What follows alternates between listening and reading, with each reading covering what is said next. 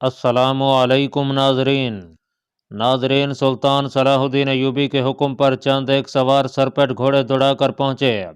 उन्होंने लकड़ी का फाटक तोड़ दिया, कई जगहों से रस्सों का जाल काट कर झाड़ियां हटा दी।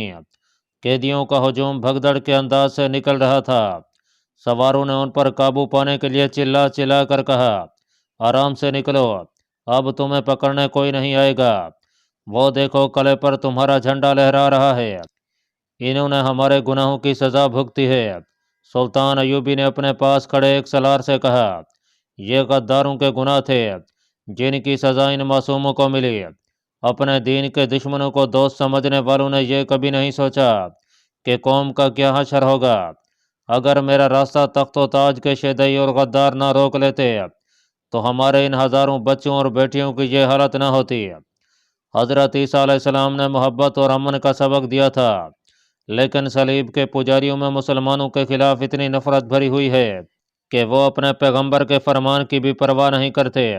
दुनिया में सिर्फ दो मजहब बाकी रहेंगे, इस्लाम और ईसाईयत। अगर हमने दिल से दुनिया की झूठी लस्तों को ना निकाला तो ईसाईयत हमारी इस कमज़ोरी से इस्लाम का ख़त्मा कर देगी। सुल्तान अयूबी उस जगह गया जहाँ सलेबी जर्नैल और दीगर कमांडर अलग खड़े थे। उसने कहा, इन सब को सहल पर ले जाओ और सबको कत्ल करके समंदर में फेंक दो।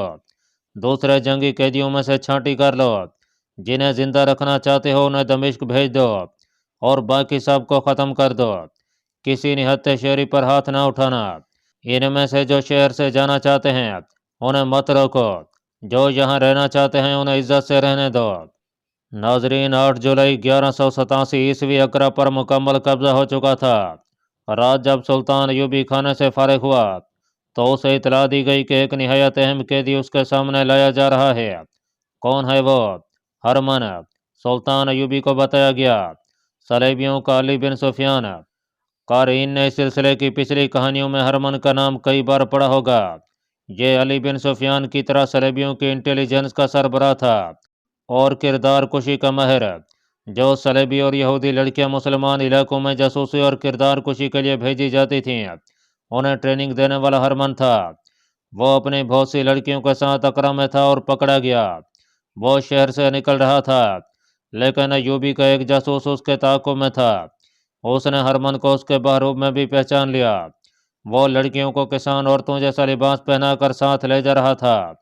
जासूस ने एक कमानदार को बताया। कमानदार ने 2-3 सिपाहियों के साथ हरमन और उसके जनाना काफिले को घेर लिया। हरमन लड़कियों के अलावा अपने साथ सोना भी ले जा रहा था। उसने लड़कियां कमानदार और उसके सिपाहियों के सामने खड़ी कर दी और सोना उनके आगे रख दिया। बोला कि जिसे जो लड़की पसंद है ले ले और यह सोना भी आपस में बांट लो। मुझे तमाम लड़कियां पसंद हैं, कमानदार ने कहा, और मैं सारा सोना ले लूँगा। तुम भी मेरे साथ चलो। वह उन सब को साथ ले आया और उन सब को सोने समेत सुल्तान अयूबी के ज़ाती अमले के हवाले कर दिया। हरमन सुल्तान अयूबी के लिए एक अहम और कीमती कैदी था। उसे सुल्तान अयूबी के कमरे में दाखिल कर दिया गया। तुम मेरी ज़बान जानते हो हरमन? सुल्तान अयूबी ने कहा, इसलिए मेरी ज़बान में बात करो। मैं तुम्हारे फ़न और तुम्हारी दानिशमंदी का एतराफ़ करता हूँ। तुम्हारी कदर जितनी मैं कर सकता हूँ उतनी तुम्हारे हुक्मरान नहीं कर सके। मैं तुम्हारे साथ कुछ बातें करना चाहता हूँ। अगर आप मुझसे बातें किए बगैर मेरे कत्ल का हुक्म दे दें तो ज़्यादा अच्छा होगा।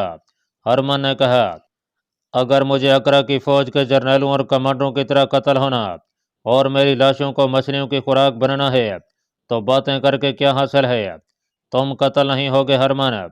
सुल्तान अयूबी ने कहा, मैं जिसे कत्ल कराया करता हूँ उसकी सिर्फ सूरत देखा करता हूँ, उससे कभी बात नहीं करता।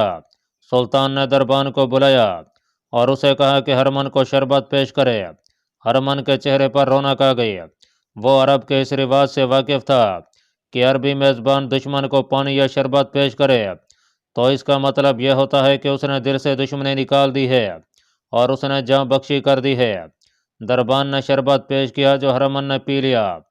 आप मुझसे ये पूछना चाहेंगे कि कौन कौन से इलाके में हमारी कितनी कितनी फ़ौज है?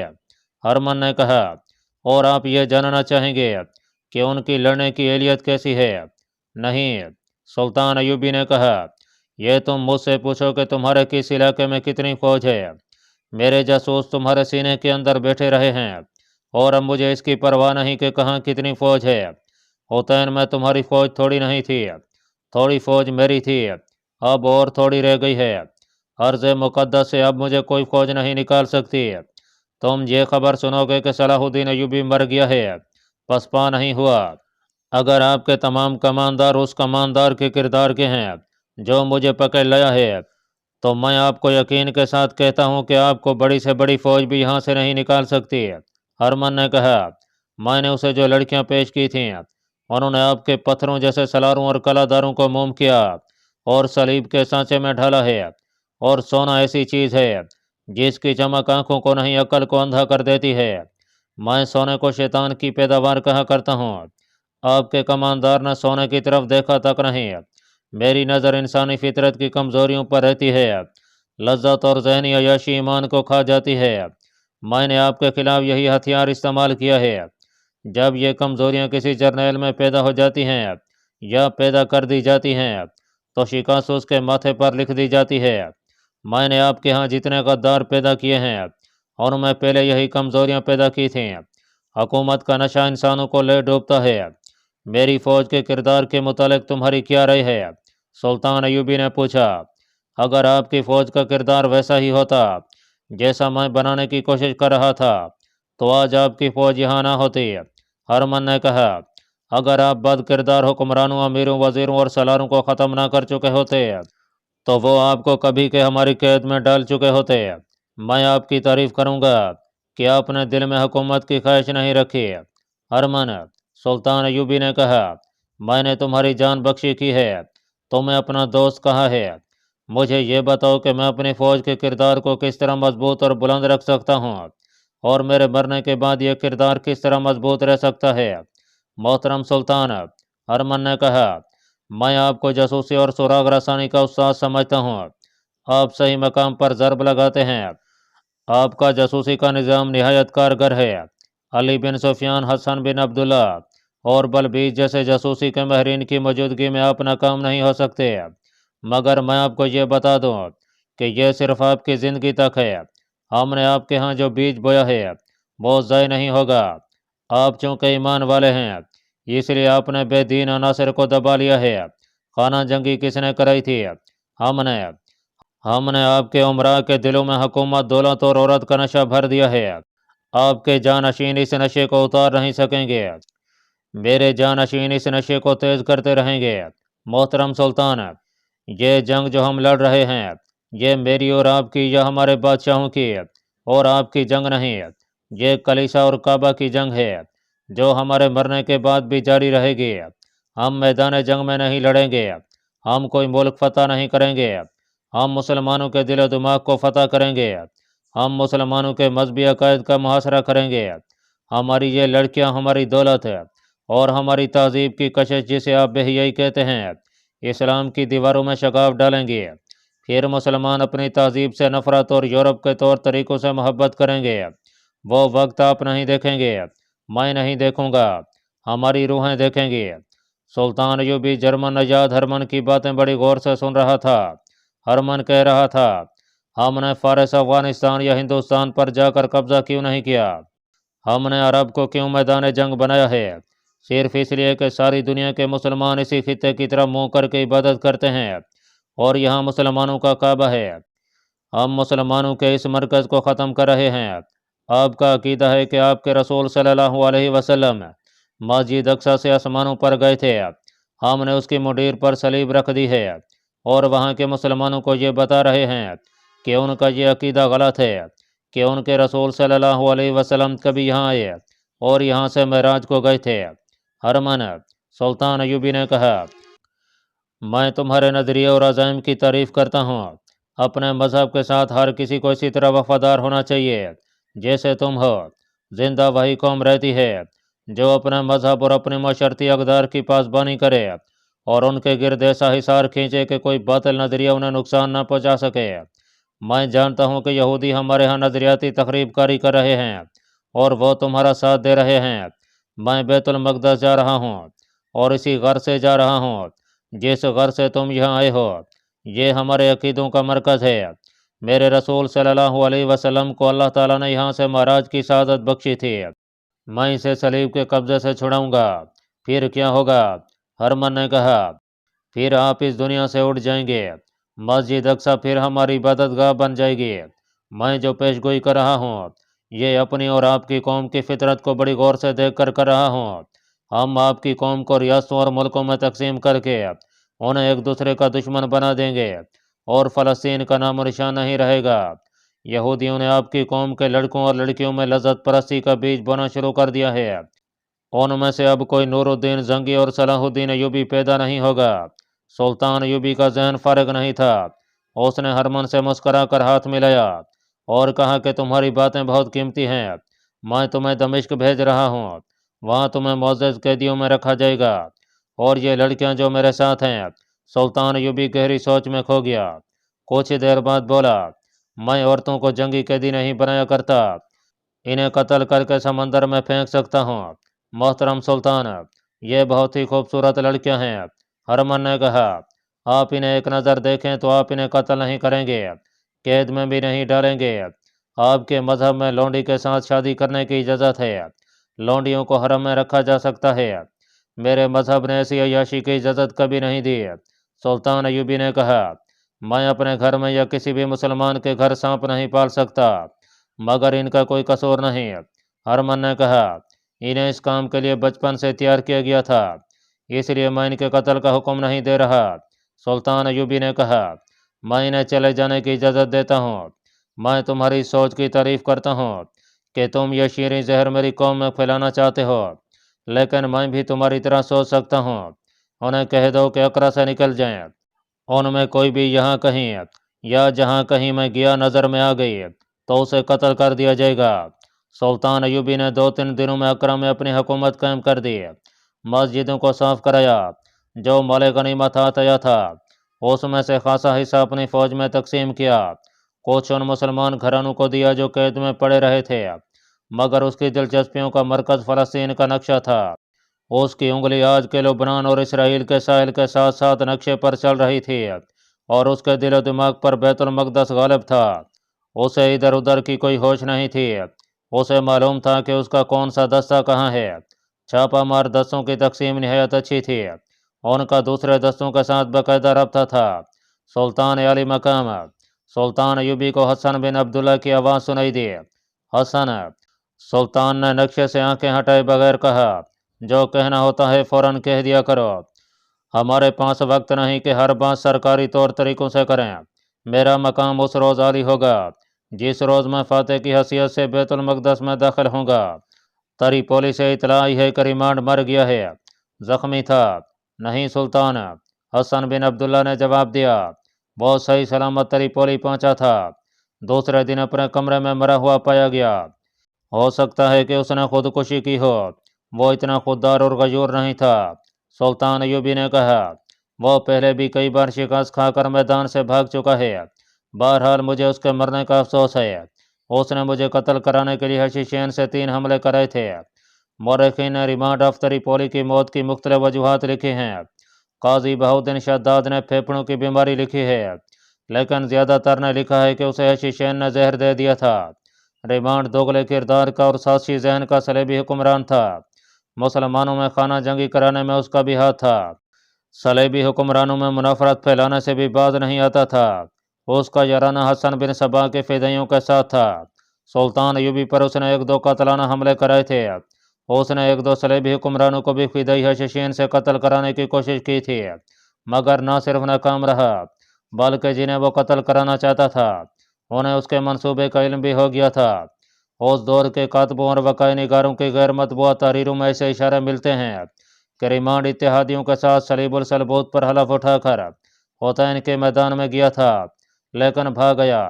تری پولی پہنچا تو اگلے ہی روز اپنے کمرے میں مردہ پایا گیا۔ زندگی کی آخری رات حشیشین کا سردار شیخ سنان اس کے پاس گیا تھا۔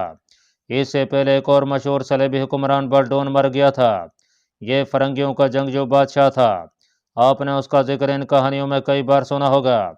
بیت المقدس اس کی عملداری میں تھا، بالڈون جنگی امور کا ماہر تھا، وہ جانتا تھا کہ سلطان ایوبی بیت المقدس کو فتح کرنا چاہتا ہے، बाल्डून ने बैतुल मक़दस को बचाने का यह एहतमाम किए रखा कि अपनी फ़ौजें मुसलमान इलाकों में घुमाता फिराता और लड़ाता रहा, और यह उसकी काबिलियत का सबूत है कि उसने इज़्ज़ुद्दीन, सैफुद्दीन और गमुश्तगीन को मुत्तहिद करके सुल्तान अयूबी के खिलाफ महाजरा कर दिया था। और उस महाज को वो जंगी साजो सामान, शराब और ज़रो जवाहरात और हसीन लड़कियों से मुस्तहकम करता रहता था। बूढ़ा आदमी था, जंग हुतैन से चंद रोज़ पहले मर गया। उसकी जगह गैया फलोजी नान ने बैतुल मक़दस की हुकूमत संभाल ली थी। तारीख आज तक कमांडो और गोरिल्ला ऑपरेशन की ऐसी मिसाल पेश नहीं कर सकी जैसे सुल्तान अयूबी के छापामार दस्तों ने की थी। छापामार दुश्मन के यहाँ तबाही बपा कर सकते हैं, लेकिन किसी इलाके पर कब्जा नहीं कर सकते। कब्जा फौज किया करती है, बशर्ते ये कि वह फौज तेज़ हो और छापामारों की बपा की हुई अफरा तफरी और तबाही के फ़ौरन बाद हमला कर दे। सुल्तान अयूबी ने छापामारों और फौज को मिशन दे दिया था, जो मुख्तसरन यूँ था कि बैतुल मक़दस के इर्द गिर्द दूर दूर तक के इलाकों से सलेबियों को बेदखल और तबाह करना, साहिली इलाकों की कलियाबंदियों पर कब्जा करना, और दुश्मन का जिस कदर असलहा और रसद हाथ है उसे महफूज मकामात पर ज़ख़ीरा करना। सुल्तान अयूबी ने अपनी फ़ौज को वाज़ेह मकसद दे रखा था, यही उसकी असल कुव्वत थी। सुल्तान अयूबी ने अपने सलारों से कह रखा था कि जिस शहर और कस्बे पर कब्जा करो, वहाँ के मुसलमानों की हालत अपने सिपाहियों को दिखाओ, उन्हें वो मस्जिदें दिखाओ जिन्हें सलेबियों ने वैरान किया और बेहरमती की थी, उन्हें वो मुसलमान ख़वातीन दिखाओ जो सलेबियों के हाथों बेआबरू होती रहीं, उन्हें अच्छी तरह दिखाओ कि हमारा दुश्मन कैसा है और उसके अज़ाइम क्या हैं। यही वजह थी कि सुल्तान अयूबी की फ़ौज का छोटे से छोटा दस्ता बड़े से बड़े दस्ते पर कहर बनकर टूटा। सिपाहियों ने वो सब कुछ देख लिया था जो सुल्तान अयूबी उन्हें दिखाना चाहता था। ये दीवानगी की कैफियत थी, एक जनून था। सुल्तान अयूबी के कानों में एक ही आवाज़ पड़ती थी, फ़िलहाल कस्बे पर कब्जा कर लिया गया है, फ़िलहाल मोर्चे से सलेबी पसपा हो गए हैं। सिपाही आराम किए बगैर मुसलसल लड़ और बढ़ रहे थे, मगर एक रोज़ सुल्तान अयूबी सर से पांव तक हिल गया। वो अपने कमरे में नक्शे पर झुका हुआ अपनी कमान के सलारों और मुशीरों से अगला प्लान तैयार कर रहा था। बाहर शोर उठा, मैं तुम्हारे सुल्तान को भी कत्ल कर दूंगा, तुम सलीब के पुजारी हो, छोड़ दो मुझे। नारे तकबीर, अल्लाहु अकबर। ये एक ही आदमी की आवाज़ थी, उसके साथ कई और आवाज़ें सुनाई दे रही थीं। यहाँ से ले जाओ इसे, सुल्तान खफा होंगे, मार दो, जान से मार दो इसे, इसके मुंह पर पानी फेंको, पागल हो गया है। सुल्तान अयूबी दौड़कर बाहर निकला। उसे तवक्को थी कि कोई सलेबी सिपाही होगा, मगर वो उसकी अपनी फौज का एक कमानदार था जिसके दोनों हाथ खून से लाल थे और उसके कपड़ों पर खून ही खून था। उसकी आंखें खून की तरह गहरी लाल थीं और उसके होंठों के कोनों से झाग फूट रही थी। उसे 4 आदमियों ने बाजू से जकड़ रखा था, वो काबू में नहीं आ रहा था। छोड़ दो इसे, सुल्तान अयूबी ने गरज कर कहा। सुल्तान, उस कमानदार ने कहर भरी आवाज में कहा, यहाँ आकर तुम्हारी सब फौज बेगैरत हो गई है, कुफार क्यों जिंदा निकल रहे हैं? तुम हमारे सुल्तान बने फिरते हो। तुमने उन मुसलमान औरतों और बच्चों को देखा था जो कैद में पड़े थे। सुल्तान के मुहाफिज दस्ते के कमांडर ने लपे कर उस कमानदार के मुंह पर हाथ रख दिया। कमानदार ने उस कमांडर के बाजू को पकड़कर इतनी जोर से झटका दिया कि कमांडर उसके कंधों के ऊपर से होता हुआ सुल्तान अयूबी के सामने जा पड़ा। मत रोको, इसे बोलने दो। सुल्तान अयूबी ने एक बार फिर गरज कर कहा, आगे आओ दोस्त, मुझे बताओ कि उन्होंने तुम्हें क्यों पकड़ लिया है। बात यह खुली कि वो एक जैश का कमानदार था। उसे यह फर्ज सौंपा गया था कि जो मुसलमान कुंभे कैद में पड़े रहे थे उनके घरों में अनाज वगैरह पहुंचे और उनमें जो बीमार हैं उन्हें फौज के तबीबों के पास भेजे। इस काम के लिए 100 सिपाहियों के 2 जैश मुकर्रर किए गए थे। ये कमानदार मजलूम मुसलमानों के घरों में जाता रहा, उनसे उसे मालूम होता रहा कि सैयों ने उनके साथ कैसा सलूक किया था। ये तफसीलात बड़ी ही दर्दनाक और बड़ी ही शर्मनाक थीं। उस कमानदार ने अपनी फौज के सिपाहियों को मस्जिदें साफ करते देखा। एक मस्जिद में 2 औरतों की लाशें निकली जो गल सड़ रही थीं। ये उस कमानदार ने देख ली। लाशें निकलने और मस्जिद को साफ करने वाले सिपाहियों के आंसू बह रहे थे। उनमें से एक कह रहा था, हमारी बहनों और बेटियों की ये हालत होती रही और हमारे सुल्तान ने कुफार को इजाज़त दे दी कि जो यहाँ से जाना चाहे अपने कुंबे को लेकर चला जाए। उस कमानदार का खून खोल उठा। وہ آگے گیا تو 15-20 لڑکیاں اسے جاتی نظر آئیں۔ ان کے ساتھ اس کا ایک ساتھی کماندار چند ایک سپاہیوں کے ساتھ جا رہا تھا۔ لڑکیاں بہت خوبصورت تھیں۔ کماندار نے اپنے ساتھی سے پوچھا کہ یہ لڑکیاں کون ہیں اور ان کے ساتھ سپاہی کیوں جا رہے ہیں؟ یہ وہ لڑکیاں ہیں جنہوں نے مصر اور شام میں غدار پیدا کیے تھے، کماندار نے اسے بتایا۔ وہ اسی قافلے کے ساتھ چل پڑا۔ اس کے ساتھی نے اسے سنایا، ان کی کارستانیاں تم سنتے رہے ہو، ان کا سردار پکڑا گیا ہے، یہ سب صلیبی ہیں، سلطان نے ان کے سردار کو قید میں ڈال دیا ہے اور لڑکیوں کے متعلق حکم دیا ہے کہ انہیں شہر سے دور لے جا کر ان عیسائیوں کے حوالے کر دو جو اقرا سے جا رہے ہیں، اور تم انہیں زندہ چھوڑو گے۔ کماندار نے پوچھا، ہاں، حکم یہی ملا ہے۔ کیا یہ ہماری ان بہنوں سے زیادہ پاک اور مقدس ہیں جن کی لاشیں مسجدوں سے نکل رہی ہیں اور جنہیں قید میں رکھ کر بے آبرو کیا جاتا رہا ہے؟ اس کے ساتھی نے آہ بھر کر کہا، میں حکم کا پابند ہوں۔ کماندار رک گیا اور اس قافلے کو جاتے دیکھتا رہا۔ اچانک اس نے تلوار نکال لی اور ان کی طرف دوڑ پڑا۔ اس نے نعرہ لگایا، میں کسی کا پابند نہیں۔ اس نے تلوار اس قدر تیزی سے چلائی کہ پلک جھپکتے ہی 3-4 لڑکیوں کا سر کاٹ ڈالے۔ ان کا محافظ کماندار اسے پکڑنے کو دوڑا۔ لڑکیاں چیختی چلاتی ادھر ادھر بھاگیں۔ کماندار ایک ایک لڑکی کے پیچھے گیا اور مزید 3-4 لڑکیوں کو ختم کر دیا۔ ایک سپاہی اسے پکڑنے کے لیے قریب گیا تو اس نے اس سپاہی کے پیٹ میں تلوار برچی کی طرح گھوم دی۔ پھر اس کے قریب کوئی نہیں جاتا تھا۔ اس نے باقی لڑکیوں کو دیکھا جو ادھر ادھر بھاگ گئی تھیں۔ اس طرح وہ شہر سے باہر نکل گئیں۔ اسے کچھ عیسائی شہر سے جاتے نظر آئے۔ کماندار نے ان پر حملہ کر دیا۔ اس کے سامنے جو آیا اسے اس نے قتل کیا اور یہی نعرے لگاتا رہا، میں بے غیرت نہیں ہوں، اللہ اکبر۔ اس کے ساتھی کماندار کے واویلے پر کئی ایک سپاہی اکٹھے ہو گئے جنہوں نے اسے گھیر کر پکڑ لیا۔ اسے گھسیٹ کر لا رہے تھے کہ اس عمارت کے قریب سے گزرے جہاں سلطان ایوبی اپنے عملے کے ساتھ قیام پذیر تھا۔ کسی نے کہا کہ اسے سلطان کے عملے کے حوالے کر دو۔ وہ ڈرتے تھے کہ سلطان کے حکم کی خلاف ورزی ہوئی ہے۔ کسی نہت شہری پر ہاتھ اٹھانے کو جرم قرار دیا گیا تھا۔ یہ کماندار چلا رہا تھا۔ اس کا شور سن کر سلطان ایوبی باہر نکل آیا۔ سلطان ایوبی نے یہ واردات سنی اور کماندار کی لعن طعن بھی سنی۔ سب ڈر رہے تھے کہ سلطان اسے قید میں ڈال دے گا، لیکن سلطان نے اسے گلے لگا لیا اور اندر لے گیا۔ اسے شربت پلایا اور اسے ذہن نشین کرایا کہ ان کا مقصد صلیبیوں کا قتل نہیں بلکہ اپنے قبلہ اول کو آزاد کر کے اس تمام تر سرزمین عرب سے صلیبیوں کو نکالنا ہے۔ کماندار کی ذہنی حالت ٹھکانے نہیں تھی۔ اسے سلطان ایوبی نے اپنے طبیب کے حوالے کر دیا۔ اللہ پاک کمی بیشی معاف فرمائے۔ اللہ آپ کا حامی و ناصر ہو، آمین۔